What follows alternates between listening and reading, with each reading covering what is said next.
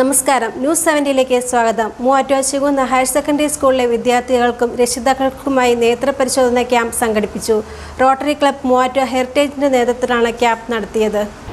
Rotary club Muvattupuzha heritage, Muvattupuzha Ahalya eye ഹോസ്പിറ്റലിന്റെ സഹകരണത്തോടുകൂടി Muvattupuzha Sivankunnu government higher secondary സ്കൂളിൽ സൗജന്യ നേത്രപരിശോധന ക്യാമ്പ് സംഘടിപ്പിച്ചു.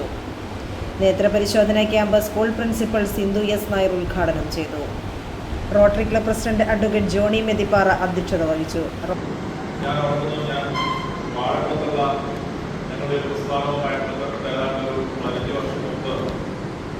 ഗ്രാമപഞ്ചായത്തിലെ എല്ലാ സ്കൂളുകളിലെയും കുട്ടികളുടെ കണ്ണുകളിൽ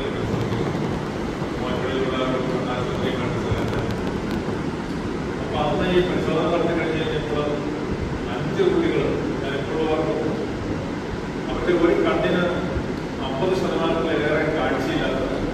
rotary club secretary doctor John C Manithottam, Sibi James, Ahalya ആശുപത്രി PRO എബിൻ ജോസ് എന്നിവർ സംസാരിച്ചു. സ്കൂൾ കുട്ടികളുടെയും മാതാപിതാക്കളുടെയും കണ്ണുകൾ പരിശോധന നടത്തി. 175 പേരോളം ക്ലാസ്സിൽ പങ്കെടുത്തു. Team news 17.